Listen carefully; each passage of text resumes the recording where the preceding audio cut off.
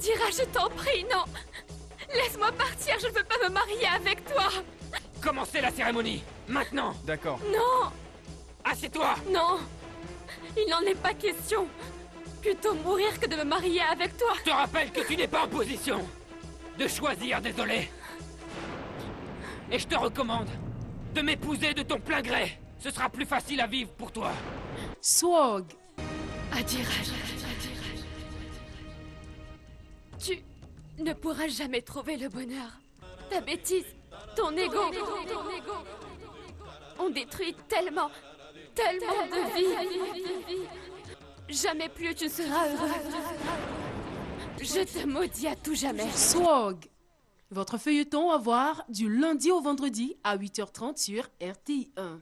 Elle nous a menti à tous, en commençant par Paolo, qui était l'amour de ma vie, et dont Teresa abusait ouvertement, de la même façon qu'elle a rendu Arturo aveugle. C'est bien vrai que les hommes ne pensent plus avec leur tête quand ils sont amoureux, hein? Non, non. Teresa. Monsieur Porfirio. Grand-père, tu es venu. Ah, je suis heureuse que tu sois là, grand-père. Entre. Viens, viens. Non. Je ne suis pas venu voir la façon dont tu vas gâcher ta vie. Eh bien, tu sais, tu peux toujours courir. Mariano ne se mariera jamais avec toi. Et encore moins si je ne retourne pas avec Arturo après le voyage. D'ailleurs, rien que pour chambouler tes projets, je peux revenir sur ma parole et poursuivre la procédure de divorce. Teresa. À voir du lundi au vendredi à 13h35 sur RTI1. Il faut que tout le monde croie qu'on s'est réconciliés, toi et moi. J'adore entendre parler de moi de cette façon. Il était temps que tu acceptes que je suis, comment dire, nécessaire dans ta vie et que tu ne peux pas vivre sans moi. Ne dites pas n'importe quoi. Je dis pas n'importe quoi, regarde, la vérité sort de ma bouche. Un palace pour deux. Ma chérie, on ne peut pas choisir un homme par dépit ou parce qu'on va mal. Et je ne choisis pas Juan Antonio par dépit. Ah non. Non, tu sais, je crois qu'il est l'homme parfait pour moi. L'homme parfait pour toi ne peut être que Primo González, j'en suis certaine. Et écoute bien ce qui sort de ma bouche parce que c'est la vérité. Vous devriez être fier de votre sœur parce qu'elle fait comme n'importe qui dans cette ville. Elle travaille, le travail rend digne et comme elle commence ici, elle arrivera très loin, hein les filles, où j'ai commencé moi. Ici. Et où je suis aujourd'hui? Ici. Un palace pour deux, votre feuilleton à voir du lundi au vendredi à 14h sur RTI1. Merci d'illuminer le chemin de mes trois filles, merci. En cette période de l'année qui commence. Et en particulier celui de l'eau. Et faites en sorte qu'elle arrive à remarcher, je vous en supplie, Seigneur. Il y a un truc bizarre, tu sais vieux, j'arrive pas à joindre ma mère au téléphone. Chez Dircé, personne ne répond et son portable est éteint. C'est vraiment très étrange. Elle n'oublierait pas de me souhaiter la bonne année, c'est pas normal. Même si elle était au fin fond de la Chine, elle ferait tout pour me trouver et me souhaiter une bonne année, mon pote. Maman, je t'en prie, maman. Ne me laisse pas toute seule. Ne me laisse pas seule, j'ai peur du monde qu'il va y avoir. Tout le monde va me voir dans cette soirée. J'ai besoin de toi près de moi, maman. J'ai vraiment besoin de toi. J'ai besoin de ta tendresse, s'il te plaît. Sauvé par l'amour. À voir du lundi au vendredi à 19h25 sur RTI1. Voilà, de retour sur ce plateau, merci de votre fidélité. Je vous le disais donc au tout début de ce temps d'antenne, notre invité spécial n'est autre que le docteur Deme, avec qui nous parlerons de diabète et grossesse. Bonjour docteur, vous êtes diabétologue au CHU de Yopougon. Aujourd'hui, donc, il s'agira d'informer les femmes, puisque celles qui sont connues diabétiques et celles qui ne le sont pas devraient être au même niveau d'information quant à cette terrible maladie, parce qu'il y a des répercussions sur l'enfant et sur leur propre santé. Tout à fait. Tout à fait. Merci Christelle. Effectivement, le diabète, c'est le taux de sucre qui augmente dans le sang. Vous avez fait beaucoup d'émissions sur le diabète, donc je pense que concernant la définition, c'est fait. Mais concernant le diabète et grossesse, il y a deux cas. Il y a le cas de la dame diabétique, connue diabétique, et qui contracte une grossesse. Et le deuxième cas, c'est le cas de la dame qui ne se sait pas diabétique et qui, durant sa grossesse, contracte un diabète qu'on appelle un diabète gestationnel. Et pendant cette période, cette dame va se comporter comme une femme diabétique qui était diabétique et qui est tombée enceinte. Dans les deux cas, ce sont des grossesses à risque parce qu'il y a un risque aussi bien pour la mère qu'un risque pour le fœtus. On arrivera au cas du diabète gestationnel. Parlons de celle-là qui ne se sait pas diabétique et qui prend une grossesse. Mais celle qui ne se sait pas diabétique et qui prend une grossesse, généralement, il y a des facteurs de risque. devant une dame qui a des antécédents familiaux de diabète, par exemple, elle a une maman diabétique ou une sœur ou un parent diabétique. Il faut que quelqu'un de la famille soit diabétique. Donc, dans l'histoire de la dame, le gynécologue devrait poser ce genre de questions. Et son histoire personnelle aussi, savoir si c'est une dame qui a déjà eu des avortements spontanés, si c'est une dame qui a déjà eu une éclampsie, donc une hypertension artérielle pendant sa grossesse. Si c'est une dame qui a déjà eu de gros bébés, parce que faire un gros bébé qui a 4 kilos, plus de 4 kilos, c'est aussi... Oui, tout à fait. Il y a un médecin qui nous l'a dit, alors que généralement en Afrique, on dit « Oh, elle a fait un gros bébé mais c'est signe à inquiétude en fait. Voilà, parce qu'une femme qui a l'habitude de faire de gros bébés supérieurs à 4 kilos, ça veut dire que dans les 10 à 15 années à venir, elle risque de voir se développer son diabète définitivement. Et puis, comme autre signe, il y a l'obésité. Donc, une femme obèse qui contracte une grossesse, il serait bon de rechercher un diabète gestationnel. Et nous avons aussi d'autres cas encore, quand on a parlé de l'avortement spontané, de l'obésité. Je crois qu'en gros, c'est ça. D'accord. Voilà. Alors, donc, ces signes-là devraient déjà alerter la femme. Voilà. Et le médecin, le gynécologue. Parce qu'elle commence d'abord par le gynécologue, parce que c'est une grossesse. Donc, il y a une toute petite interview pour déterminer un peu, pour savoir un peu les antécédents. Voilà. Et puis, dès qu'on sait qu'il pourrait y avoir risque, à ce moment-là, il y a une prise en charge. Oui, il y a un test qui est demandé pour diagnostiquer le diabète gestationnel, qu'on appelle soit l'épreuve d'hyperglycémie provoquée par voie orale, c'est-à-dire qu'on donne du sucre à la dame et puis on lui fait faire des tests de glycémie à différents temps, toutes les 30 minutes sur 3 heures. Et puis il y a un autre test qu'on appelle qui est plus facile, qui est le test de O'Sullivan, qui est, lui, on fait manger la dame et puis 1h30 après, on lui fait faire sa glycémie. La glycémie à jeun, généralement, dans ces situations, est normale. C'est-à-dire que le taux de sucre dans le sang à jeun est normal. Habituellement, chez une personne normale, la glycémie à jeun est normale. Mais dans le cas du diabète, la glycémie est supérieure à 1,26 g. Mais dans le cas du diabète gestationnel ou dans le cas du diabète et grossesse, une glycémie supérieure à 1 g est déjà suspecte de diabète. Alors, ce qui est rassurant, c'est que la grossesse est quand même possible chez la femme diabétique. Oui, maintenant, la grossesse est possible chez la femme diabétique. Vous dites maintenant pourquoi? Parce qu'avant, quand il n'y avait pas l'insuline, les femmes diabétiques qui prenaient une grossesse, elles perdaient l'enfant. De façon naturelle, hein?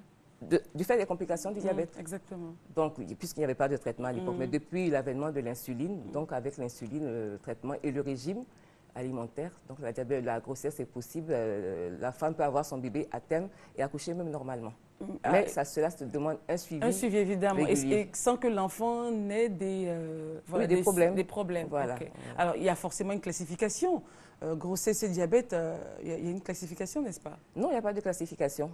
C'est ce que j'ai dit tout à l'heure. Il y a le cas de la dame connue diabétique qui contracte sa grossesse, et il y a le cas de la dame qui n'est pas connue diabétique et qui contracte une grossesse pendant cette grossesse. Alors, c'est les deux cas que nous avons. Voilà. Et juste après l'accouchement, dans le cas du diabète gestationnel, juste après l'accouchement, le diabète disparaît.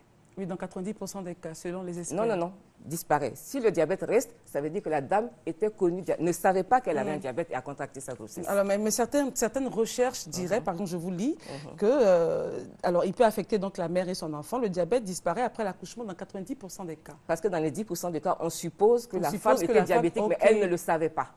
Voilà, le diagnostic n'avait pas été fait avant sa grossesse. Mais lorsqu'il est fait, généralement, donc, disparaît. Alors, pourquoi est-ce qu'on parle de grossesse à risque lorsqu'il y a diabète? C'est vrai que vous avez donné des signes, mais si la femme, normalement, suit son traitement de la façon la plus... comme si on suivait le lait sur le feu, on ne devrait pas parler de grossesse à risque. Si, c'est une grossesse à risque, parce que dans une grossesse normale, il y a toujours des risques, mais dans le cas du diabète, c'est une grossesse à risque parce que cela nécessite un suivi particulier. Et le risque est plus important chez la femme diabétique que chez la femme non diabétique. Et si elle suit véritablement toutes les consignes du médecin? Mais c'est ça justement, c'est ce qui aboutit à l'accouchement normal. Mais n'empêche qu'au départ, c'est une grossesse à risque. Parce que dans une consultation normale, chez une femme qui est enceinte de manière normale, qui n'est pas diabétique, les consultations prénatales sont tous les trimestres. Alors que dans le cas du diabète, la consultation, il y a deux types de consultations. La consultation avec le gynécologue, à raison d'une consultation prénatale par mois, et une consultation avec le diabétologue à raison de 2 consultations par mois. Donc, c'est très contraignant. Mais les femmes, vous qui êtes sur le terrain, comment les femmes réagissent? Est-ce qu'elles viennent? Est-ce qu'elles déjà prennent conscience qu'il y a véritablement risque lorsqu'on décèle un diabète? Et est-ce qu'elles suivent le traitement? Ça dépend des situations. Justement, dans le traitement, la première conduite à tenir, c'est d'éduquer la patiente, lui expliquer vraiment ce que c'est que sa maladie, les risques elle-même en cours et les risques que le bébé... Voilà. Donc, il faut que ce soit aussi une dame motivée. Et qu'est-ce que vous avez généralement en face de vous? Des femmes qui ne sont pas motivées, qui ne prennent pas pas? On a les deux cas. On a les deux cas. Malgré tout, parce que ça ne fait pas mal, le diabète ne fait pas mal. Mais je veux dire, mais quand vous expliquez, quand vous posez le problème, l'enfant risque d'avoir des perturbations plus tard, normalement, on se dit que la femme devrait prendre conscience. Oui, en principe, mais non, puisque le premier traitement, c'est le régime alimentaire. Donc, comme il est très strict, vous comprenez que c'est un peu délicat. La femme enceinte, généralement, se dit qu'elle a des envies. Donc, elle peut manger tout ce qu'elle veut. Alors qu'en ce moment précis, il y a des restrictions. Tout à fait. Donc, c'est difficile. Il faut vraiment beaucoup de volonté de la part. Si c'est une dame maintenant qui n'a pas d'enfant et qui a déjà perdu plusieurs grossesses, là, effectivement, elle est disciplinée. Elle est disciplinée. Je vais vous donner une anecdote, le cas d'une de mes dames. Une dame de 45 ans qui pensait qu'elle était ménopausée parce qu'elle était déjà en préménopausée, elle avait des troubles du cycle, donc elle pouvait rester 6 mois sans voir ses menstruations. Elle est venue me voir en consultation et il s'est trouvé que le médecin doit m'opérer, j'ai un fibrome. Et au cours du bilan, on découvre qu'à 45 ans, ce n'est pas un fibrome, c'est un bébé. Elle a une grossesse de 4 mois. Mais comme elle avait des troubles du cycle menstruel, bon, pour elle, elle n'avait pas envisagé, la grossesse n'était pas passée par la tête. Elle avait déjà 10 enfants. 10 à 45 ans. Wow. Donc, c'était vraiment difficile pour elle c'était difficile pour nous de la mettre vraiment au régime, qu'elle puisse suivre son régime correctement. Parce que pour elle, ça allait de soi, en fait. Elle avait 10 enfants, elle ne cherchait plus d'enfants, donc c'était un accident. C'était un accident. Donc, il a fallu que je sois vraiment un peu brutale avec elle en lui disant, mais madame, si je comprends, vous avez déjà 10 enfants, là, c'est le 11e. Si vous ne voulez pas de cet enfant, je vous comprends, mais moi aussi, à ce moment, je ne mettrai plus, je ne vais plus me mettre sur, parce que quand vous êtes enceinte, c'est comme si moi aussi je l'étais, je porte votre grossesse. Voilà, donc, si vous, la grossesse n'est pas importante pour vous, elle ne sera plus importante pour moi. Donc, je l'ai choquée, elle m'a dit, mais docteur, pourquoi me parler comme ça? Je lui ai dit, mais vous ne faites aucun effort, vous risquez de perdre cet enfant, ou même si vous l'avez vivant, il peut avoir des malformations. C'est clair. Et effectivement, à la naissance, l'enfant a eu un problème de malformation congénitale. Mais Dieu merci, on a dû l'opérer dans les 24 heures de sa grossesse. Ce qui veut dire que le traitement n'a pas... Enfin, les consignes n'ont pas été suivies, notamment le régime alimentaire. Elle mangeait du placali le matin, du placali à midi, du placali le soir. Avec la sauce gombo, c'est très bon. Mais enfin... C'est ça, en fait, les envies qu'elle avait, la pauvre. Oui, et qu'elle satisfaisait. Sans se soucier de... Voilà. Et donc c'est difficile. Mais après, je veux dire, comme vous nous rassurez, l'enfant se porte bien. Oui, l'enfant se porte bien, Dieu merci. Mais elle s'est vraiment passée à côté, quoi. Tout à fait, voilà.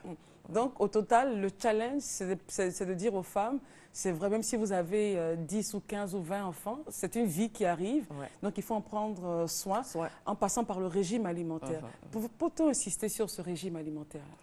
C'est le régime qu'on donne généralement aux diabétiques, c'est un régime hypocalorique, c'est-à-dire qu'un régime avec moins de calories et un régime avec moins de sucre, puisque c'est une femme diabétique. Donc, c'est le régime du diabétique, en principe, qu'elle doit le faire.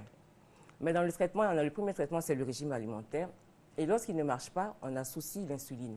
Parce que dans le traitement du diabète et grossesse, le traitement médical, c'est l'insuline, pas de comprimés. Les comprimés sont contre-indiqués. Alors, dans le cas justement de la femme enceinte, je pense que ce cas de cette femme-là pourrait faire école si les choses ne sont pas bien expliquées aux femmes. Elles ont des envies. Et, en même temps, c'est difficile pour une femme enceinte de ne pas laisser cours à son envie, de ne pas satisfaire son envie. Elle se sent frustrée, se sent mal. Alors, justement, comment faire pour, pendant qu'on a ce besoin de manger, par exemple, vous avez dit du placali à la sauce gombo le matin, c'est son envie, la pauvre. Qu'est-ce qu'elle peut faire pour compenser cela? On va lui dire de prendre, bon, c'est pas tellement ses habitudes à ce moment, on va lui dire de prendre du thé, du lait avec des biscottes ou bien un morceau de pain. Vous voyez bien que c'est... Oui, mais en même temps, ce sont les sacrifices. Pour avoir un bon bébé, un beau bébé est bien important. À midi, elle mangera ce qu'elle a l'habitude de manger, mais en diminuant toujours la quantité de sucre et d'huile. Et puis le soir, de préférence, manger des légumes avec du poisson, du poulet ou de la viande. Alors que généralement, en Afrique, on se dit que la femme enceinte doit manger beaucoup. Oui, on n'a pas l'habitude de manger des légumes. Alors que là, en ce moment, vous dites qu'il faut en réduire les rations. Oui. En fonction elle pourra tenir. Oui. Elle est l'enfant, oui. Il y a des entrées, puisqu'elle doit faire un menu complet. Donc une entrée, le plat principal et un dessert. Donc si elle estime que le plat principal ne la rassasie pas, elle devrait manger beaucoup plus de légumes, de crudités à l'entrée. Pour pouvoir, de toute façon, quand elle sort de table, c'est dit, quand elle sort de table, elle doit être rassasiée. Mais elle ne doit pas avoir faim en se levant des tables parce que là, c'est sûr qu'à 16h, à 17h. Alors, donc, c'est clair que si on ne prend pas d'entrée, qu'on fonce directement sur le plat de... C'est plus difficile. Et sans dessert également. Si, avec un dessert.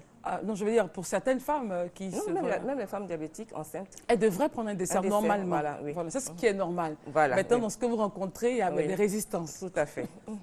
Alors, je rappelle que nous parlons de diabète et grossesse avec le docteur Dem, diabétologue au CHU de Yopougon. Alors, docteur, hormis cette difficulté du respect du régime alimentaire, avez-vous rencontré d'autres difficultés dans le cas de ces femmes-là? Oui, la difficulté aussi, il y a la difficulté du traitement médical, l'insuline. Bon, d'abord, l'insuline, du fait de la grossesse déstabilise le diabète. Dans le cas de la femme connue diabétique, la grossesse déstabilise le diabète du fait des hormones de la grossesse. Donc, des fois, c'est difficile d'arriver à équilibrer la gestante. Cela nécessite parfois une hospitalisation qui peut aller jusqu'à 5 jours. Quand vous dites déséquilibre, c'est-à-dire que parce que la glycémie, je vous dis que la glycémie dans le cas du diabète et grossesse doit être inférieure à 1 gramme. Donc une glycémie, une patiente gestante qui a une glycémie supérieure à 1 gramme, 1 gramme 10, 1 gramme 20, 1 gramme 50, ce n'est pas bon pour le bébé. Donc des fois, il arrive que nous, même si la gestante est compliante au traitement, des fois, on a des difficultés pour adapter. Mais, généralement, on trouve, au bout de 4-5 jours d'hospitalisation, on trouve la dose qui lui est nécessaire. Donc, pour ça, il faut qu'elle reste, évidemment, hospitalisée. Voilà. Et hormis ça, c'est vraiment les deux difficultés que vous avez. Oui, bon, le régime et l'insuline. Voilà. Le régime est beaucoup plus important. J'ai un autre cas aussi d'une dame de chez vous, ici, la télévision, avec vos horaires. Vos contraintes, donc elle a l'insuline, c'est difficile pour elle de prendre son repas parce qu'elle doit manger, faire son insuline et manger 15 minutes ou 30 minutes selon le type d'insuline. Alors que les horaires ici, c'est vraiment... Voilà, donc l'astuce qu'on a trouvée maintenant, c'est qu'elle fasse le soir, généralement c'est le soir qu'il y a un problème, elle rentre 2 fois à 22 h à la maison, alors qu'elle doit manger à heure fixe. Si elle fait son injection le matin à 7 h, le soir, elle doit la faire à 19 h. À 19 h, elle est encore au travail ici. Donc maintenant, l'astuce qu'on a trouvée, c'est qu'à 19 h, elle fait son injection, elle prend l'entrée, elle finit de travailler et quand elle rentre à la maison, oui. Donc je lui ai demandé de venir au bureau ici avec une assiette de salade et puis arriver le soir et terminer son repas. Et depuis cette astuce, ça marche. C'est bon. Au total, il faut une hygiène, une rigueur de vie dans cette affaire de diabète et grossesse. Mais alors, vous êtes médecin diabétologue. Est-ce que la même rigueur que vous donnez est retrouvée, parce que la femme enceinte se retrouve avec plusieurs interlocuteurs. Il y a le gynéco, il y a souvent même celles qui n'ont pas de quoi arriver dans les CHU, qui se laissent aller dans les infirmeries ou dans les hôpitaux de quartier. Est-ce qu'elles ont en face d'elles des personnes du corps qui leur donnent les mêmes informations que vous? En principe, une diabète et grossesse, une grossesse à risque est prise en charge au CHU, dans un milieu spécialisé. En principe, donc, oui. On a eu à entendre des femmes qui se sont laissées traiter dans des hôpitaux qui n'étaient pas dans des formations sanitaires, dans des formations périphériques. Ça, généralement, c'est le cas du diabète gestationnel. Ça veut dire qu'elle ne savait pas qu'elle était diabétique. Voilà, donc, le personnel médical aussi ne sait pas qu'elle est diabétique. Mais il devrait donc l'envoyer vers les CHU à ce moment-là. Ça veut dire qu'à ce moment, ça sera un facteur, en présence des facteurs de risque, comme je l'ai dit, si la femme est obèse, si la femme dans son histoire dit que j'ai déjà perdu 3-4 grossesses. Donc c'est par rapport à l'histoire que l'infirmier ou la sage-femme va référer la patiente au CHU. Mais si elle ne vient pas au CHU, est-ce que là-bas, dans ces centres-là, on peut la prendre en charge avec toutes les informations nécessaires? Non, ce n'est pas possible. C'est ça, c'est une spécialité, elle doit être prise en charge en milieu spécialisé. Alors, donc, revenons maintenant au cas de celle qui ne savait pas du tout qu'elle avait le diabète, pas du tout que c'est pas évident de savoir que sa sœur ou son frère ou son père avait, celle qui ne savait pas du tout, qui se découvre enceinte et diabétique. C'est un choc. Oui, il y en a qui pleurent. Bah, y a de quand on leur annonce le diagnostic, elles pleurent. Il y a de quoi? Donc il faut pouvoir les prendre en charge. Vraiment, le plus important, c'est vraiment l'éducation. Leur parler, leur expliquer que non, même si tu as un diabète, même si le diabète arrive maintenant... C'est pas une fin en soi. Voilà, tu auras ton bébé normalement, tu feras un accouchement normal, mais, il y a toujours un mais il y a beaucoup de contraintes. Que si tu as vraiment envie d'avoir ton enfant, en tout cas, aide-moi à pouvoir t'aider à avoir ce bébé. Donc généralement, c'est le langage que je tiens. Et puis bon... Ça marche? Ça marche la plupart du temps. Dans la plupart du temps. Parce que la plupart du temps, ils désirent leur bébé. Oui, c'est clair. Alors, donc, au total, pour une femme qui désire avoir un enfant, il y a forcément donc des attitudes à avoir, puisque qu'on se sache diabétique ou qu'on le découvre au cours de la grossesse, on est une femme. Je pense qu'il y a des périodes où on planifie la grossesse et tout cela. Que devraient au total faire les femmes pour éviter d'avoir le diabète? Que ce soit au cours ou voilà, au cours de sa vie. On ne peut pas éviter d'avoir le diabète, parce que si vous devez l'avoir, vous l'aurez. Mais je veux dire, il y a des attitudes forcément qui devraient nous protéger. Toujours se référer, non, c'est pas se protéger, c'est se référer toujours aux facteurs de risque. Dans les facteurs, j'avais oublié l'âge. Donc, une femme qui prend sa première grossesse à 35 ans, l'âge seulement est un facteur de risque. OK. Donc, à 35 ans, c'est maintenant que vous contractez votre première grossesse.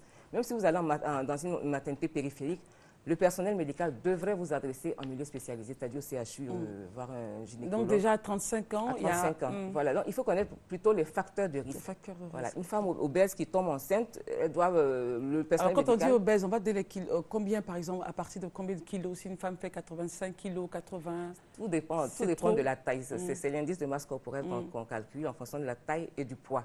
Mais généralement, visuellement, ça se voit. Voilà, ça se voit. Il faut avoir, mais quand vous allez voir le médecin, le gynécologue, la consultation diabétologue, on demande toujours le poids et la taille pour pouvoir faire le calcul de l'indice de masse corporelle. Pour vous classer dans une fourchette de... Et celles qui n'ont pas 35 ans, ces femmes qui n'ont pas 35 ans, mais qui planifient dans 1 mois ou 2 d'avoir un enfant. Pendant la grossesse, c'est le suivi du gynécologue ou de la sage-femme en périphérie. Le gynécologue ou la sage-femme, à certaines périodes de la grossesse, doit demander les tests que je vous ai dont je vous ai parlé tout à l'heure. Donc, chez la femme qui a déjà beaucoup de facteurs de risque à son milieu spécialisé, dès le début de la grossesse, on pense à demander l'épreuve d'hyperglycémie provoquée par voie orale, qui confirme le diagnostic de diabète gestationnel, ou bien à partir de la 24-26e, généralement le diabète gestationnel apparaît au 2e trimestre de la grossesse. Donc les gynécologues le savent, au 2e trimestre de la grossesse, on fait le test pour rechercher un diabète gestationnel. Alors là, l'image que nous avons... Là, c'est une femme enceinte qui est diabétique ou qui a un diabète gestationnel qui fait son traitement insulinique. Donc, ce sont des injections d'insuline qui peuvent se faire soit sur le ventre, comme vous voyez, même si à la grossesse, qui se font sur la cuisse. Et généralement, quand une femme diabétique présente un diabète gestationnel, donc il ne sait pas qu'elle est diabétique, il ne connaît pas la maladie, qu'on doit mettre à l'insuline, on l'hospitalise pour démarrer l'insuline, on l'hospitalise pour pouvoir lui expliquer ce que c'est que la maladie, pour pouvoir lui expliquer comment est-ce qu'elle doit faire son traitement. On lui apprend à se piquer, parce qu'elle aura 2, voire même 3 injections à faire par jour. Par jour. Donc, si elle doit chaque fois aller en cabinet médical ou bien aller en infirmerie, évidemment, ça sera contraignant. Donc, c'est pas douloureux, donc c'est une petite aiguille. C'est pas douloureux. C'est pas douloureux. Donc, on lui explique sa maladie. Et on le fait sur le ventre, vous avez dit sur le ventre ou sur la cuisse, c'est ça? Voilà.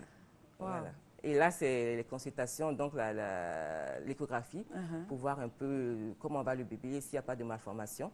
Là, c'est un macrosome, donc c'est un gros bébé. Là, il a il doit avoir même 7-8 kilos, ce bébé. Mais ça, c'est pas par voie basse, non? Ça n'a pas césarienne. C'est clair. Voilà, donc, justement, les risques du macrosome, c'est de... Mais il est gros. Oui, oui.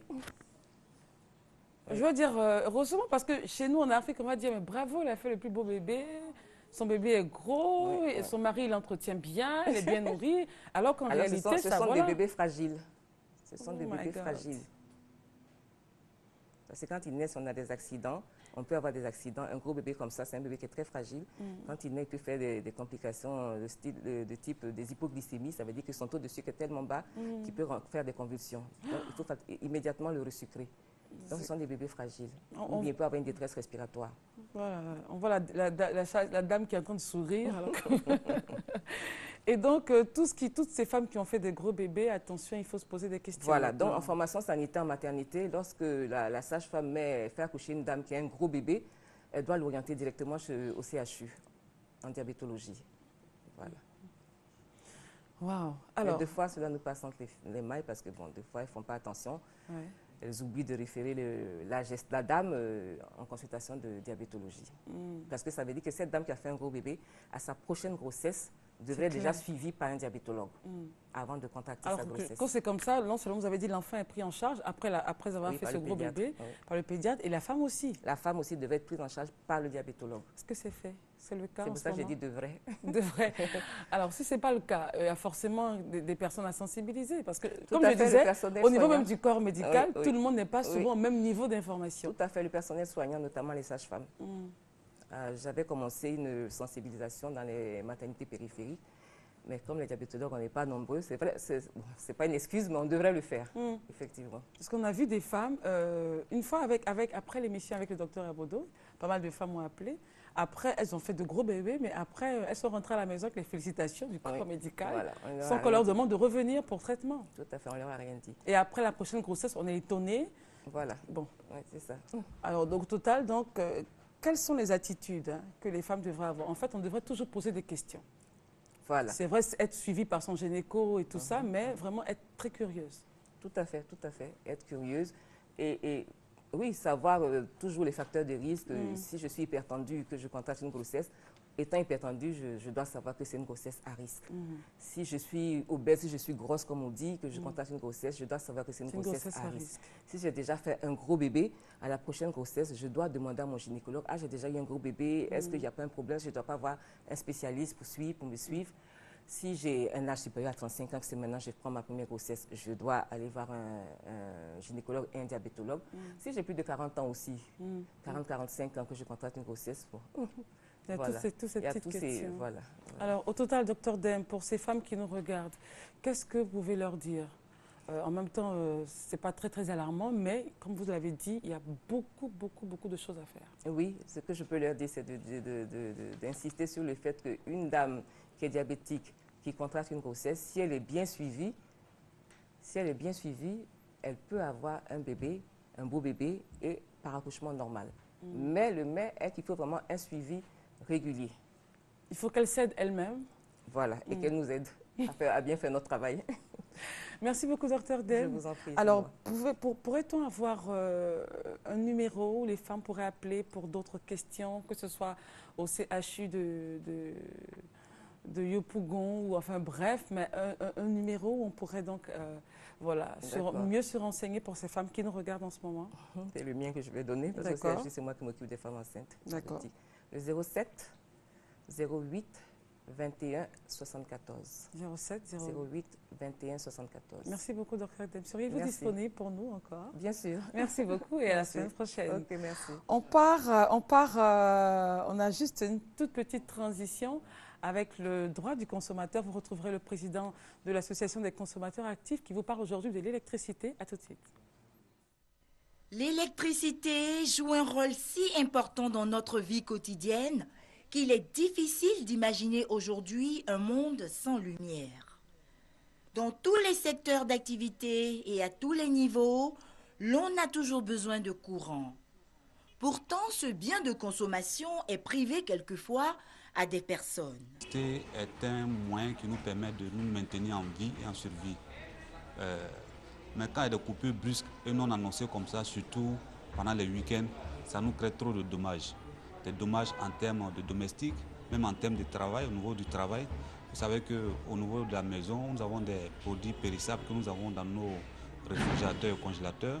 Il y a des médicaments, il y a des personnes même qui doivent maintenir les médicaments en état dans les réfrigérateurs. Mais quand il y a une coupure brusque comme ça endommage tout. On travaille avec l'électricité.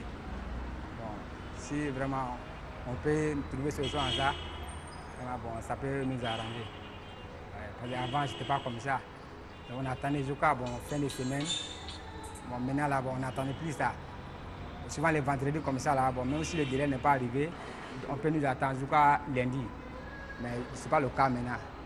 Face à cette situation, des démarches ont été faites pour soulager cette catégorie de consommateurs. Après discussion avec la compagnie d'électricité, il a été convenu désormais que aucun consommateur ne peut être privé d'électricité les vendredis pour facture impayée. Je dis bien pour facture impayée les vendredis. Je dis bien les vendredis et les jours fériés.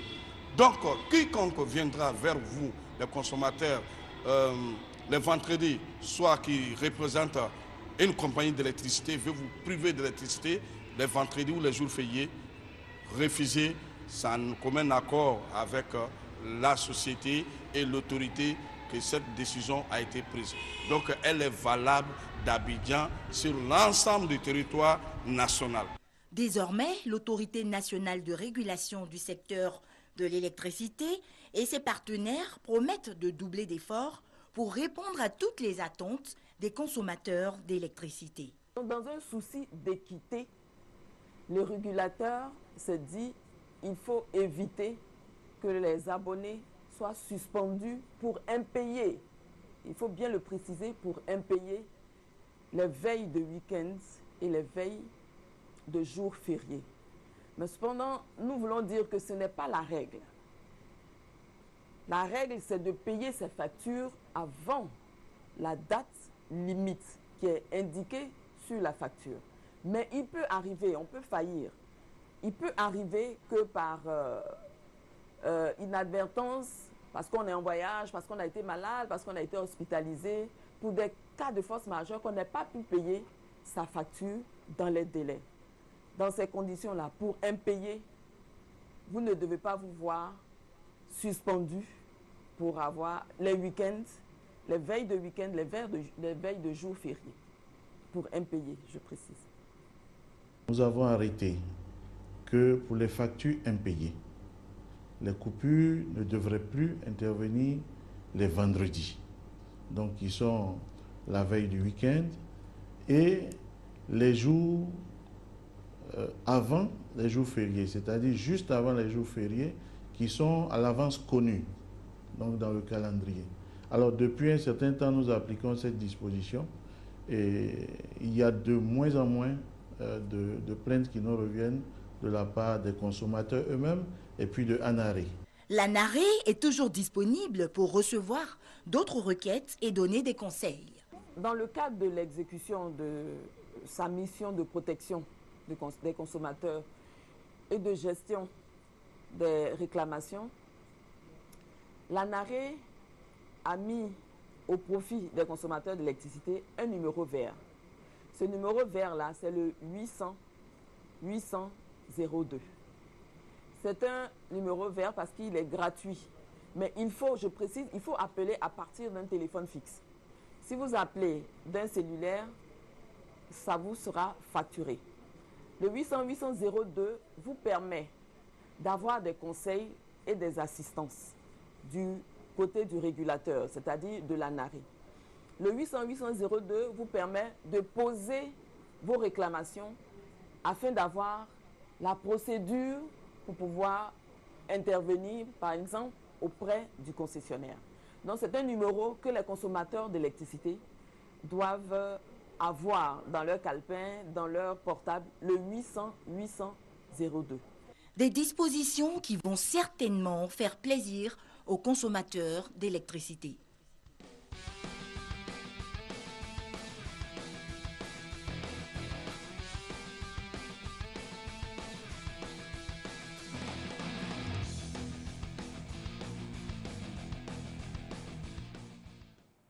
Merci à Denise Lican et à Philomène pour cet élément sur l'électricité.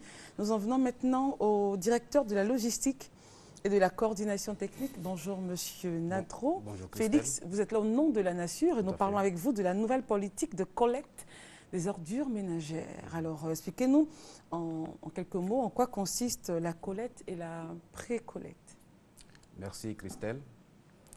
La collecte, il faut dire qu'elle se déroule de deux façons.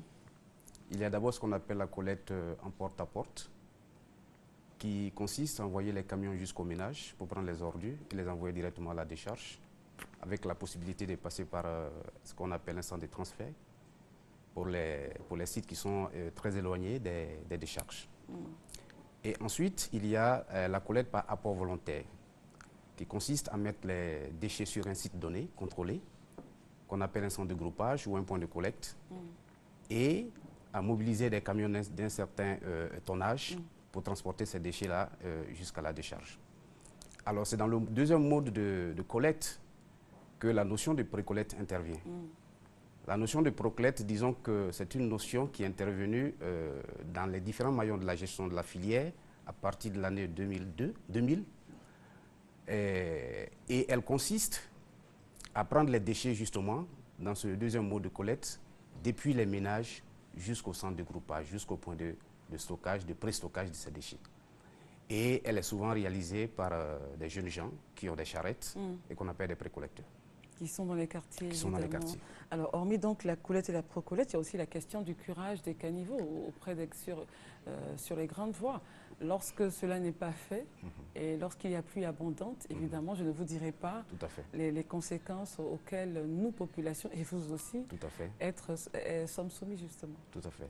En tout cas, je voulais profiter de votre question pour apporter un éclaircissement parce que très souvent, les populations font beaucoup de confusion sur la responsabilité du ministère de l'Environnement, chargé de la salubrité urbaine, et la responsabilité des collectivités locales. Depuis 2007, une ordonnance a été prise et à partir de cette ordonnance, tout ce qui concerne le curage des caniveaux, le balayage des voies, l'entretien des espaces verts revient aux collectivités locales. C'est-à-dire aux mairies. Aux mairies.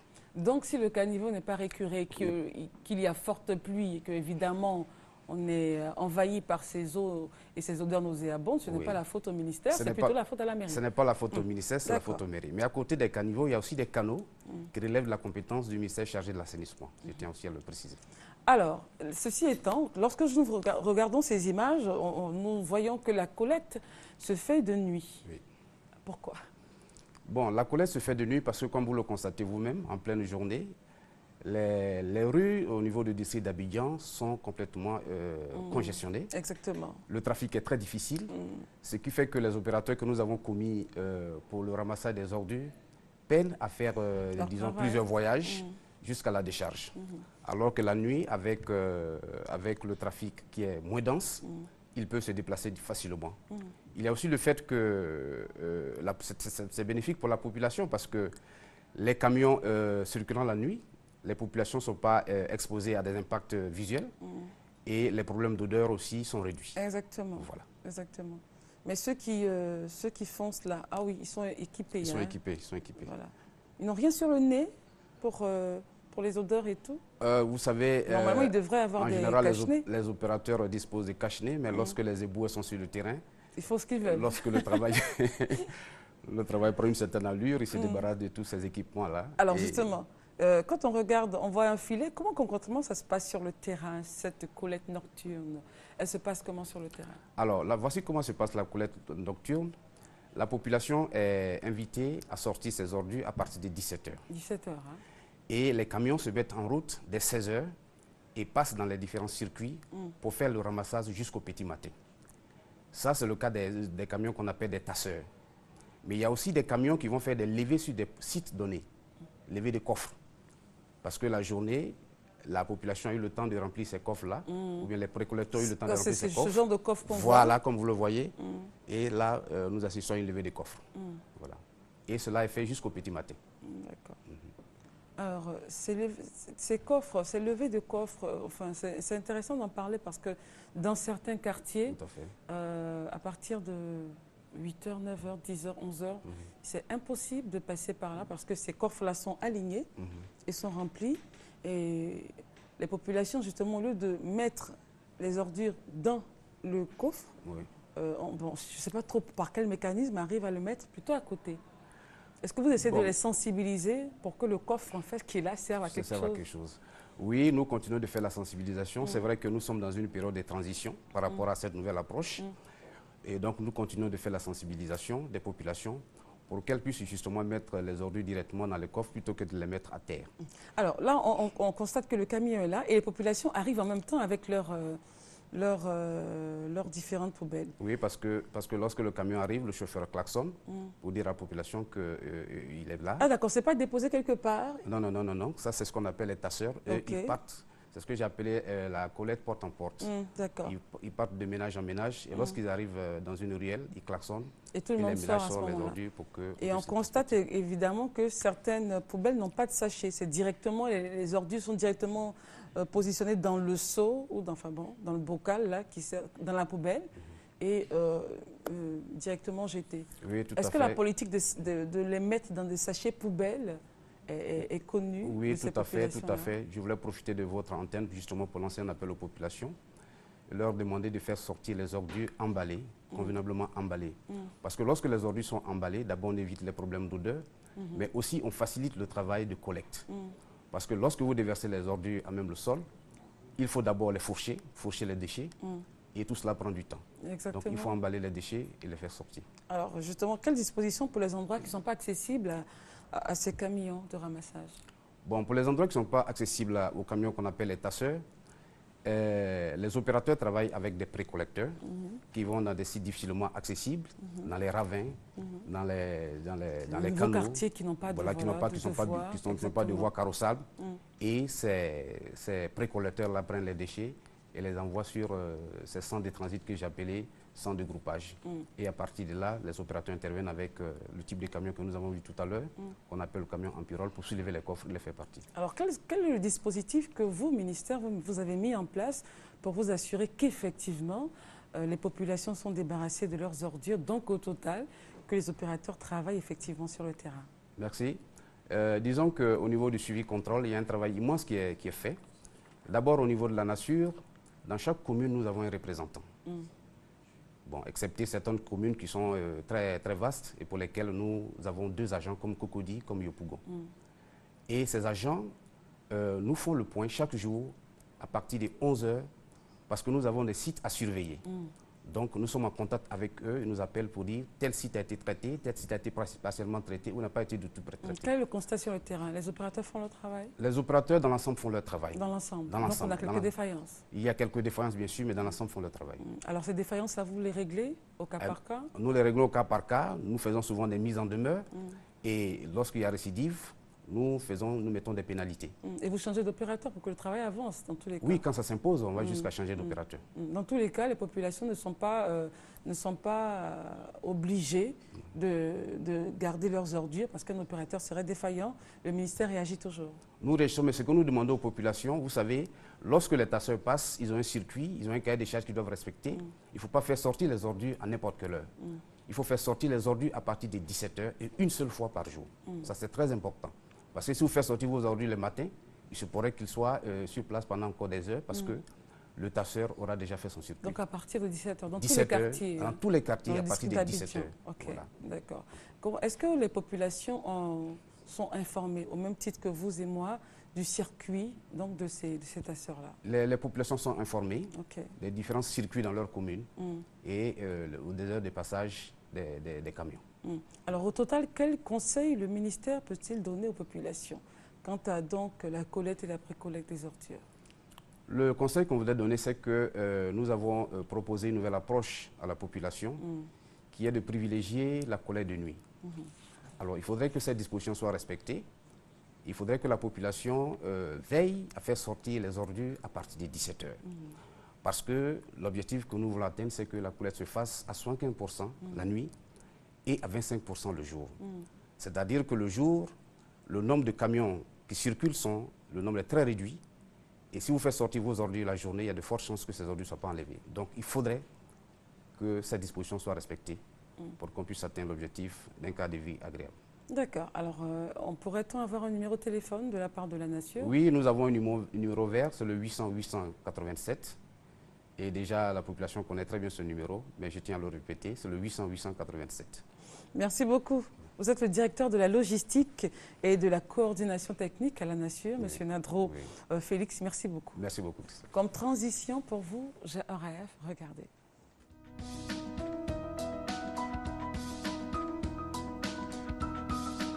I have a dream today. J'ai rêvé d'une Côte d'Ivoire où les Ivoiriens sont libres et en paix, dans une Côte d'Ivoire où le citoyen ivoirien, quel que soit son rang, son origine, ses misères et ses souffrances passées, se sentent libres et à l'aise dans une Côte d'Ivoire débarrassée à jamais de la violence sous toutes ses formes. Et nous rêvons d'une Côte d'Ivoire où il fait bon vivre et que tous ceux qui viennent, qui ont le gîte en Côte d'Ivoire, puissent vivre comme les Ivoiriens à l'image de l'Afrique. Nous voulons parler africain. Et nous voulons une Côte d'Ivoire à l'image du Japon, qui a calqué ses traditions et qui est devenu un pays très puissant. Nous souhaiterions une Côte d'Ivoire où la chefferie traditionnelle est prise au sérieux. Nous rêvons d'une Côte d'Ivoire où l'amour, la paix, la démocratie et la non-violence doivent exister pour que nous puissions vivre longtemps. Voilà mon rêve. I have a dream today.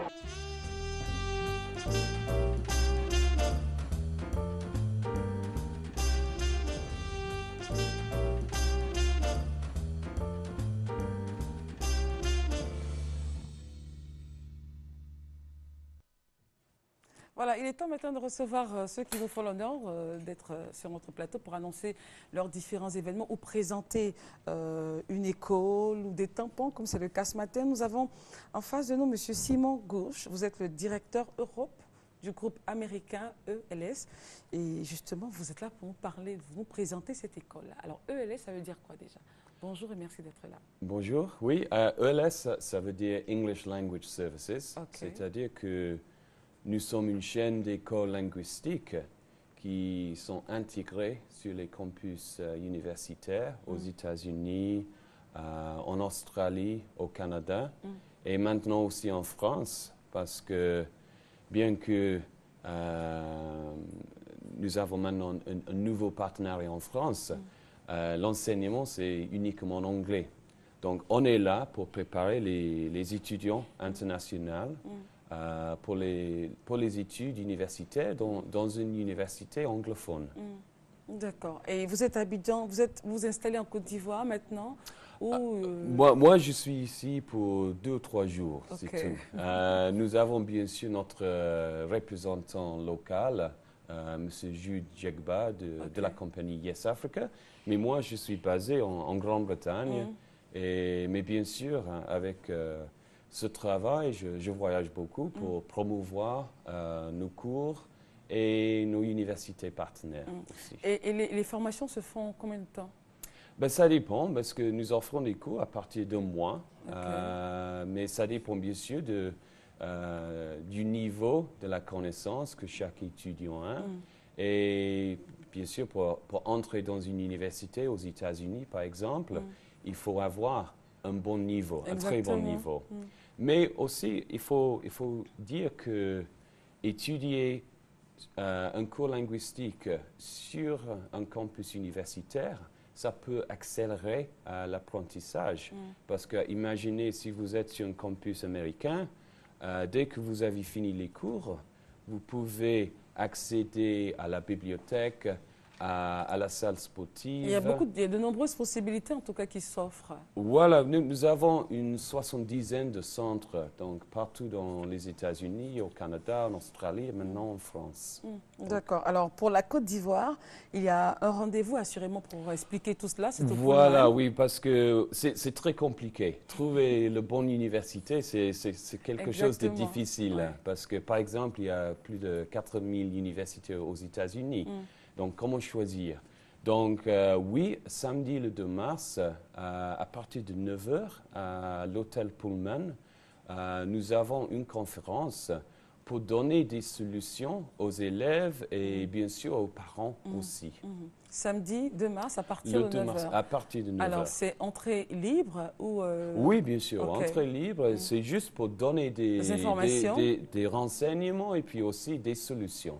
Voilà. D'accord. Alors, n'oubliez pas, le samedi 2 mars à partir de 9 h au Pullman pour avoir toutes les informations nécessaires quant à l'université qu'il faut choisir, les spécialités, les formations, enfin bref. Et chose importante, l'entrée est gratuite. Alors, Monsieur Gouche, des contacts pour terminer? Oui, bien sûr. Donc, vous pouvez bien sûr consulter notre site, c'est els.edu, ou sinon notre représentant ici à Abidjan, Monsieur Jude Jegba. Vous pouvez lui contacter à 09 42 58 56 ou 20 21 90 92. Thank you for coming. Merci. Il est là pour nous parler donc des tampons. C'est un spécialiste en tampons, vous allez voir. Il en a de plusieurs formes. Donc, faire la promotion du tampon en Côte d'Ivoire, c'est sa passion. Bonjour, monsieur Anekoutou. Oui, bonjour, madame. Alors, ce sont des tampons. Oui, madame. Alors, parlez-nous enfin, présentez-les-nous. Oui, avant tout propos, je voudrais vous dire merci. C'est nous. Voilà, je remercie aussi la RT qui nous donne l'opportunité pour présenter tous ces cachets-là sur le plateau. D'accord. Vous voyez, vous, c'est des cachets secs. Okay. Vous voyez, vous avez ces cachets-là pour sécuriser des documents importants. En administration et dans des grandes surfaces, pour éviter d'être falsifiés, c'est des cachets qui sont vraiment hyper sécurisés. Vous voyez. Avec ces cachets, vous pouvez sécuriser vos chéquiers et vous dormez vraiment à l'abri. C'est tous des cachets secs. Tout ça, c'est des cachets secs. C'est des cachets secs. Vous avez répondent aux normes de sécurité. Oui, bien sûr, bien sûr. Franchement, madame, comme je le disais tantôt, c'est des cachets vraiment hyper sécurisés. Et le design, c'est vous qui le dessinez ou Non, présentement, c'est des cachets que nous importons depuis l'Autriche, depuis la France, depuis... Voilà. C'est bon. Alors, donc, c'est vous qui êtes le représentant, je veux dire. Oui, bien sûr, bien sûr. Donc, madame, monsieur, si vous venez à peine de nous prendre en marche, vous avez là, sur votre écran, des cachets secs. Des cachets secs. Voilà, dont M. Anekoutou, Anissé, Oui, madame. vous êtes spécialiste en tampons, vous en faites donc la publicité. Tout à fait. Alors pour ceux, et en plus vous avez dit un élément important, ça répond aux normes de sécurité. Tout à fait. Pour ceux qui aimeraient en disposer, ils vous appellent à quel numéro? Nous sommes au 08 35 94 68. 08 35 94 68. 08 35 94 68. Oui, madame. Merci beaucoup d'être venu. C'est moi. Alors, tout de suite, et maintenant, on passe à la semaine sur RTI 1. C'est à suivre. Nous allons prendre langue maintenant avec l'ambassadeur de Chine en Côte d'Ivoire. À tout de suite. Dira, je t'en prie, non. Laisse-moi partir, je ne veux pas me marier avec toi. Commencez la cérémonie, maintenant. D'accord. Non. Assieds-toi. Non. Il n'en est pas question. Plutôt mourir que de me marier avec toi. Je te rappelle que tu n'es pas en position de choisir, désolé. Et je te recommande de m'épouser de ton plein gré. Ce sera plus facile à vivre pour toi. Swag. Adiraj. Tu ne pourras jamais trouver le bonheur. Ta bêtise, ton ego. On détruit tellement de vie. Jamais plus tu ne seras heureux. Je te maudis à tout jamais. Swag. Votre feuilleton à voir du lundi au vendredi à 8h30 sur RTI 1. Elle nous a menti à tous, en commençant par Paolo, qui était l'amour de ma vie, et dont Teresa abusait ouvertement, de la même façon qu'elle a rendu Arturo aveugle. C'est bien vrai que les hommes ne pensent plus avec leur tête quand ils sont amoureux, hein? Non, non. Teresa. Monsieur Porfirio. Grand-père, tu es venu. Je suis heureuse que tu sois là, grand-père. Entre. Viens. Non. Je ne suis pas venu voir la façon dont tu vas gâcher ta vie. Eh bien, tu sais, tu peux toujours courir. Mariano ne se mariera jamais avec toi. Et encore moins si je ne retourne pas avec Arturo après le voyage. D'ailleurs, rien que pour chambouler tes projets, je peux revenir sur ma parole et poursuivre la procédure de divorce. Teresa. À voir du lundi au vendredi à 13h35 sur RTI 1. Il faut que tout le monde croie qu'on s'est réconciliés, toi et moi. J'adore entendre parler de moi de cette façon. Il était temps que tu acceptes que je suis, nécessaire dans ta vie et que tu ne peux pas vivre sans moi. Ne dis pas n'importe quoi. Je dis pas n'importe quoi, regarde, la vérité sort de ma bouche. Un palace pour deux. Ma chérie, on ne peut pas choisir un homme par dépit ou parce qu'on va mal. Et je ne choisis pas Juan Antonio par dépit. Ah non. Non, tu sais, je crois qu'il est l'homme parfait pour moi. L'homme parfait pour toi ne peut être que Primo González, j'en suis certaine. Et écoute bien ce qui sort de ma bouche parce que c'est la vérité. Vous devriez être fier de votre sœur parce qu'elle fait comme n'importe qui dans cette ville. Elle travaille, le travail rend digne et comme elle commence ici, elle arrivera très loin, hein, les filles, où j'ai commencé moi. Ici. Et où je suis aujourd'hui. Ici. Un palace pour deux, votre feuilleton à voir du lundi au vendredi à 14h sur RTI 1. Merci d'illuminer le chemin de mes trois filles, merci. En cette période de l'année qui commence. Et en particulier celui de l'eau. Et faites en sorte qu'elle arrive à remarcher, je vous en supplie, Seigneur. Il y a un truc bizarre, tu sais vieux, j'arrive pas à joindre ma mère au téléphone. Chez Dircé, personne ne répond et son portable est éteint. C'est vraiment très étrange. Elle n'oublierait pas de me souhaiter la bonne année, c'est pas normal. Même si elle était au fin fond de la Chine, elle ferait tout pour me trouver et me souhaiter une bonne année, mon pote. Maman, je t'en prie, maman. Ne me laisse pas toute seule. Ne me laisse pas seule, j'ai peur du monde qu'il va y avoir. Tout le monde va me voir dans cette soirée. J'ai besoin de toi près de moi, maman. J'ai vraiment besoin de toi. J'ai besoin de ta tendresse, s'il te plaît. Sauvé par l'amour. À voir du lundi au vendredi à 19h25 sur RTI 1. Et après l'avoir bien regardé, il commençait à s'interroger. Mais qui est cette fille? C'est mon amie Robin. Enchantée. Tout le monde prenait plaisir à regarder Robin Gallagher. Mais tout le monde n'appréciait pas forcément ce qu'il voyait. Torride, ici.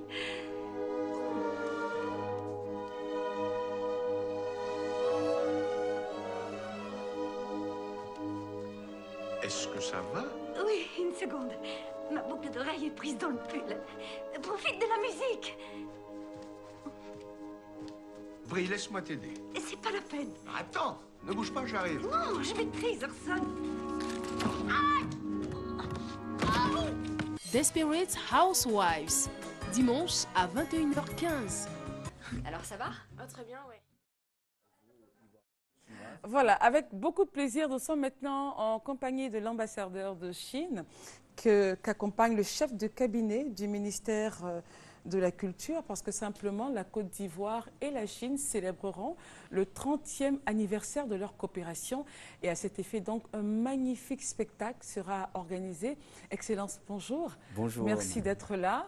Vous êtes avec le représentant du ministère de la Culture chinoise. Et en face également, comme je vous le disais, nous avons le chef de cabinet du ministère de la Culture. C'est un spectacle où il y aura donc des acrobates comme ce que vous voyez là. Il y aura également une prestation de kung-fu, ça sera tout à l'heure. Excellence, merci d'être là. Je vous en prie. Présentez-nous un peu le cadre de cette agréable manifestation qu'on aura à voir. Merci madame. Avec beaucoup de plaisir, aujourd'hui, nous allons préparer un spectacle extraordinaire en collaboration avec le ministère ivoirien de la Culture et de la Francophonie. Effectivement, le 2 mars, ce sera le 30e anniversaire de l'établissement des relations diplomatiques entre la République populaire de Chine et la République de Côte d'Ivoire. En effet, en 1983, le 1er mars à Beijing, un communiqué conjoint a été signé par les deux ministres, le ministre ivoirien des Affaires étrangères, son Excellence M. Siméon Aké, et son Excellence M. le ministre chinois des Affaires étrangères, Wu Xuetian. Donc, dans ce communiqué conjoint, on a décidé, on a fondé les principes fondamentaux. Donc, je cite, ces relations sont fondées sur des principes de l'égalité, de la non-agression, des avantages réciproques, du règlement des différends par des moyens pacifiques, de la non-ingérence dans d'un État dans les affaires intérieures de l'autre et du respect mutuel de la souveraineté, de l'intégrité territoriale et des options politiques et économiques. Donc, justement, sur ces principes fondamentaux, nos relations de coopération, d'amitié s'est développé davantage, s'est consolidé depuis 30 ans. Donc, au lieu d'offrir comme d'ordinaire d'un dîner, voilà, oui. Donc, grâce à la bienveillance de son Excellence, Monsieur le ministre ivoirien de la Culture, nous préparons ce spectacle pour commémorer cet événement très, très important dans l'histoire de nos relations. Alors, vous avez fait donc venir une troupe de Chine qui aura la lourde charge de démontrer le savoir-faire chinois au public ivoirien qui sera là. Oui, grâce à la bienveillance du ministère chinois de la Culture, on a fait venir la troupe de Nankin en français, de Nanjing en chinois. Oui, c'est une municipalité très grande. C'était la capitale d'une dizaine de dynasties dans l'histoire. Donc, vraiment, c'est une troupe très, très performante. Et parmi ces artistes-là, il y a des acrobates que nous venons de voir. Et il y a aussi des chanteurs, des danseurs et même un magicien qui donne de la magie. Mais là, sur le plateau, on a quelqu'un qui va nous faire une démonstration de kung-fu. Alors, Hassan, on va y aller. Il va faire sa démonstration de kung-fu.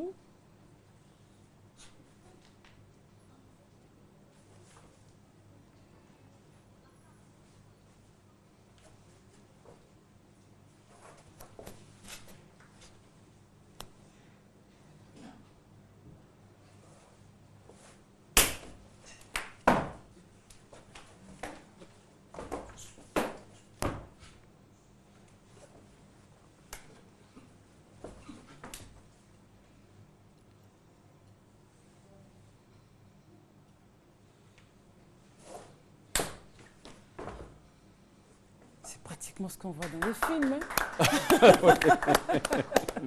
C'est pratiquement ce qu'on voit dans les films, là. Exactement. Alors, c'est un sport culture qui a toujours cours en Chine.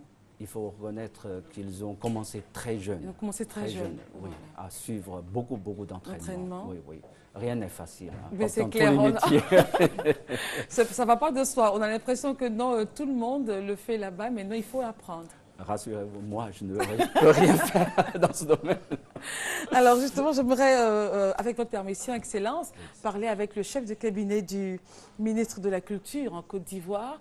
Vous avez accompagné donc l'ambassade de Chine en Côte d'Ivoire pour marquer d'une pierre blanche cette célébration de ce 30e anniversaire de cette relation. Pourquoi? Nous avons décidé, nous, ministère de la Culture et de la Francophonie, d'accompagner l'ambassade de Chine en Côte d'Ivoire sur ce spectacle pour témoigner des très bonnes relations diplomatiques et culturelles entre nos deux pays. Je voudrais témoigner de ce que la Chine est un partenaire privilégié, un partenaire donc à prendre au sérieux. Tout à fait. Je voudrais, pour rappeler à la mémoire de tous, dire que à l'occasion, donc, à la suite de la crise qu'a connue notre pays, après donc, la formation du gouvernement de juin 2011 par son Excellence le Président de la République de Côte d'Ivoire, la Chine a pris une part active dans la reconstruction post-crise. Souvenons-nous, ce lundi, nous étions à Soubré, aux côtés du chef de l'État, pour la pose de la première pierre du barrage hydroélectrique de Soubré. Barrage donc, qui sera une réalité grâce à un financement chinois. La construction de l'axe Abidjan, de la voie express Abidjan-Bansam verra aussi la participation de la Chine aux côtés de la Côte d'Ivoire. C'est un partenaire qui nous accompagne C'est un partenaire qui nous accompagne depuis 30 ans et ces dernières années, ce partenariat est beaucoup plus dynamique et nous tenons à être aux côtés de la Chine pour célébrer donc ces 30 ans de coopération, de très bonne coopération d'ailleurs, et c'est la raison pour laquelle nous sommes à leur côté. Nous, au niveau du ministère de la Culture et de la Francophonie, je dirais que ce partenariat est pour nous l'idéal. Vous vous souvenez, en 1999, grâce à la Chine, le palais de la culture a été offert à la Côte d'Ivoire. Aujourd'hui, ce même palais de la culture bénéficie d'un accompagnement chinois pour sa réhabilitation à hauteur de 15 milliards.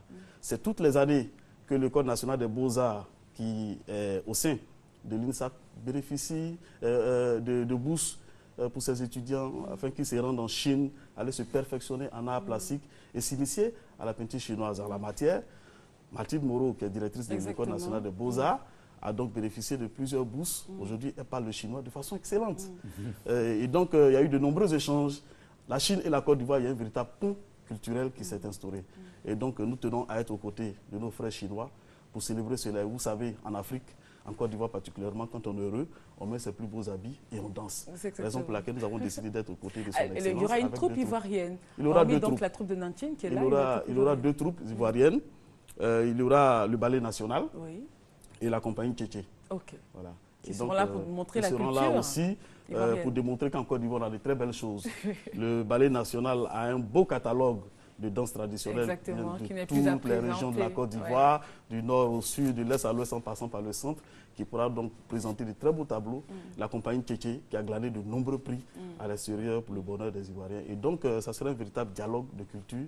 Un échange véritable de culture demain avec nos frères chinois. Alors j'aimerais maintenant prendre langue avec le représentant du ministre de la Culture chinoise, avec votre permission, Excellence. Comment est-ce que cette célébration est accueillie en Chine? La célébration de cette amitié forte, parce qu'avec tout ce que le chef de cabinet vient de dire, il n'y a pas de doute. C'est une relation forte et je me rappelle que l'ambassadeur disait, lorsque nous préparions donc cette rencontre, c'est une relation de respect mutuel. En fait, en Chine, on va célébrer le trentenaire des relations diplomatiques entre la Chine et la Côte d'Ivoire, c'est-à-dire une association, qui s'appelle l'association d'amitié du peuple chinois et de l'étranger. En fait, c'est cette association qui va organiser une cérémonie, sa célébration avec l'ambassade de la Côte d'Ivoire en Chine. Donc, je crois que ce sera une grande cérémonie. Alors, vous êtes le regard du ministre chinois, vous êtes satisfait des préparatifs, tout va bien? Oui, tout va très bien. C'est grâce à votre aide, à votre ministère, à monsieur le ministre. Puis on peut venir ici jusqu'au plateau pour fêter la bonne relation entre la Chine et votre pays. Alors, Excellence, vous avez donc le mot de fin. Au cours de cette cérémonie, il y aura des discours de félicitations de part et d'autre. Et comme vous l'avez dit, ce qui est important à notifier, c'est que dans ce discours-là, chaque pays voudra marquer le respect mutuel qui est la base de nos différentes relations, de nos relations. Effectivement, il y aura des petits discours parce qu'avant le spectacle, il ne faut pas prononcer un long discours pour faire attendre les spectateurs. Donc, on va lire aussi des messages de félicitations de plus hautes autorités de nos deux pays. Oui. Donc, Madame, je peux vous assurer que votre ambassadeur à Pékin travaille d'acharpier aussi comme moi pour célébrer ce 30e anniversaire. Il est sûrement sur un plateau de télévision pour annoncer. Oui. Donc, on est convenu d'annoncer, de lire les messages de félicitations des plus hautes autorités en même temps, à Pékin et à Abidjan. Donc ce sera une grande fête pour nous, pour les deux peuples, frères et amis. Alors au total, si vous aviez un dernier mot à donner, donc, que diriez-vous? Donc je suis très heureux de pouvoir commencer mon mandat après la crise post-électorale. Donc grâce à son Excellence, Monsieur le Président de la République, nos relations sont entrées vraiment sur une nouvelle étape. Exactement. Son Excellence est allé à Pékin au mois de juillet dernier et il a eu un entretien avec plein succès avec son homologue chinois, son Excellent M. Hu Jintao. Donc, ils ont travaillé ensemble pour que nos excellentes relations se relancent d'une manière remarquable. Je suis très heureux. Je dois lui exprimer nos sincères remerciements et aussi au peuple ivoirien qui est très accueillant envers nous, les Chinois. Donc, je suis plein confiance en ma mission. Je vous remercie. Merci beaucoup, Excellence. Et nous qui sommes très heureuses de vous avoir reçu sur ce plateau pour nous parler donc du 30e anniversaire des relations ivoiro-chinoises. Anniversaire donc qui sera marqué par un très grand spectacle. Vous aurez donc la troupe de Nanjing qui est présente en Côte d'Ivoire avec des acrobates, du kung-fu, un magicien et tout cela. Et puis côté ivoirien, on aura le ballet national de Côte d'Ivoire et la troupe Tchétché. Ça sera donc le 1er mars au Palais des Congrès de l'Hôtel d'Ivoire à partir de 19h. Attention, il faut avoir un carton d'invitation avant d'accéder à la salle. Merci, Excellence. Monsieur le chef de cabinet, merci beaucoup. Merci beaucoup d'être là. Tout de suite, et maintenant, une transition. Vous savez, le 23e FESPACO a démarré à Ouagadougou. On regarde. Un clap et c'est parti pour le 23e FESPACO. La grande fête du cinéma africain a démarré en musique samedi dans le stade du 4 août à Ouagadougou. 10 jours durant, la capitale burkinabé va donc vivre dans l'effervescence du 7e art. Petit à petit, le cinéma africain est en train de s'affirmer. Je suis à ma 4e participation et je vois vraiment un changement et je félicite cela. Dans la catégorie long métrage, 20 films brigueront l'étalon d'or, la récompense suprême. Mais comment financer ce cinéma africain alors que les salles obscures ferment les unes après les autres pour être recyclées en grands magasins ou en églises? Un thème dont on parlera beaucoup au FESPACO. On ne doit pas mettre la culture et reléguer la culture en second ordre. Alors je crois que c'est un travail que nous devons faire ensemble. Le cinéma africain a besoin des politiques, le cinéma africain a besoin des médias, le cinéma africain a besoin du privé. Je crois que c'est ensemble qu'on peut faire pousser le cinéma africain. Cette 23e édition du FESPACO est dédiée aux femmes. Une fois n'est pas coutume, tous les jurys auront une présidente. Alors, de retour sur le plateau, M. Koupo Ngoleba est avec nous. Ayamou Sokro, l'homme y était pour nous présenter un peu les espaces verts. Aujourd'hui, nous parlons de l'arrière-cour de la commune du plateau. Alors, qu'entend-on par arrière-cour? C'est une expression pour donner une image. Oui. En fait, c'est la partie non attirante qu'on ne regarde pas souvent. Et donc, je dirais même la partie cachée. Et nous avons repéré une architecture dont nous allons parler tout à l'heure. Mais je voulais faire un rappel par rapport la semaine dernière, nous avions montré le patrimoine végétal donc de Yamoussoukro. Et dans la description, vous aviez dit comme ça que est-ce que ce n'est pas dû au fait que Yamoussoukro n'est pas peuplé et que la démographie à Abidjan est tellement croissante que bon, qu'on n'arrive pas. Mais je voulais vous rappeler une chose. En 2010, nous avons montré ici Shanghai. Shanghai, en 2009, avait une population de 20 900 000 habitants. 2009. En 2009. C'est-à-dire toute la Côte d'Ivoire dans une ville. Mais nous avons montré les espaces, tout est propre. Donc c'est une question de volonté, de vision. L'élément est toujours là.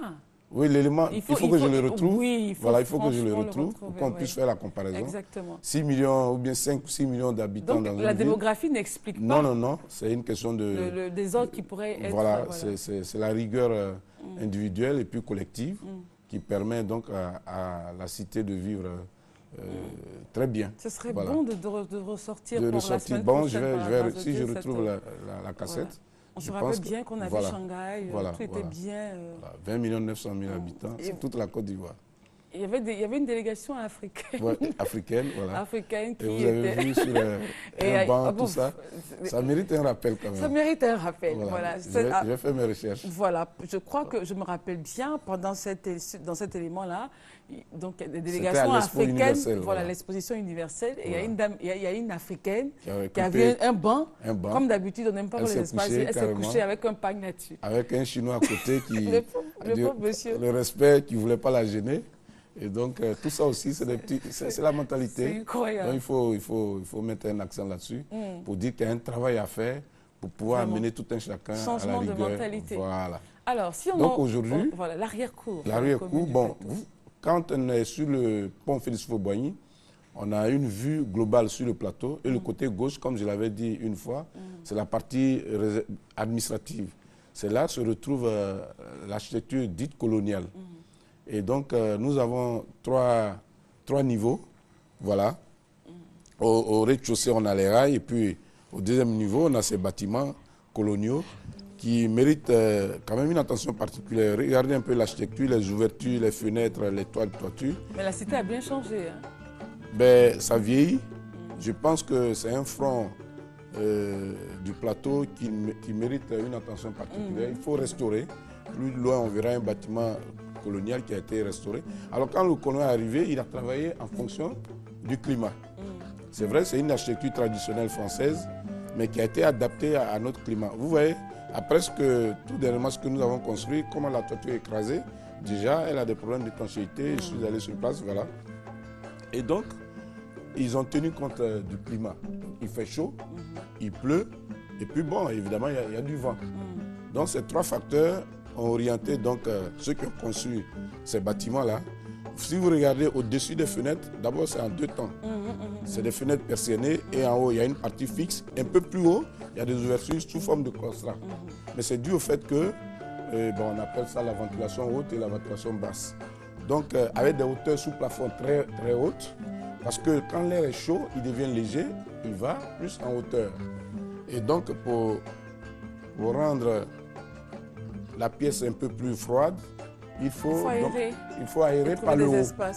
Voilà, quand l'air est frais, il contient de l'humidité, il devient lourd, donc il descend. Mais c'est rare de voir ce type d'aération. Ah oui, maintenant, oui. C'est dû au fait que les matériaux étant chers. Vous voyez un peu, regardez un peu ces ouvertures. Bon, ça a été fermé, voilà, avec des grilles. Bon. Oui. Donc l'air circule et puis le débordement de toiture protège le bâtiment. Ça a 4 pans au niveau de la toiture. Donc, le mur pignon est supprimé pratiquement. Et donc, il y a une pente qui arrive. Quand il pleut avec le débordement de toiture, les murs ne sont pas touchés. Et avec la hauteur sous plafond qui est très grande, comme je le disais, quand l'air est chaud, il monte au plafond. Il va plus haut. Parce qu'il ne comptait pas de l'humidité. On ne sent pas, voilà. Et plus il est haut, plus on est à l'aise en bas parce que l'air est frais. Et quand l'air est frais, il contient de l'humidité, donc il descend. Et la ventilation haute fait rentrer l'air frais. Et donc, quand le haut est rafraîchi, toute la maison est fraîche. Alors, ce qu'on va faire, M. Koupo-Nuléba, c'est passionnant. La semaine prochaine, Dieu voulant, on continuera sur le sujet avec une ouverture sur Shanghai. Sur Shanghai, c'est très important. L'émission a été réalisée par Judith Assoumou, M. Koupo Muleba, donc, qui est le vice-président de l'Ordre des architectes de Côte d'Ivoire, qui nous parle tous les jeudis du beau, de son rêve de voir la capitale et notre pays être ce qu'il a été, redéfini, bien dessiné, bien propre.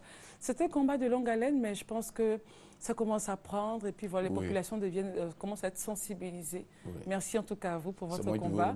Et à jeudi prochain. C'est Judith Assoumou qui a réalisé cette émission de Matin Bonheur. Je suis Christelle Meledge. On se retrouvera demain. D'ici là, portez-vous bien et les programmes continuent sur notre chaîne. À tout de suite. Au revoir.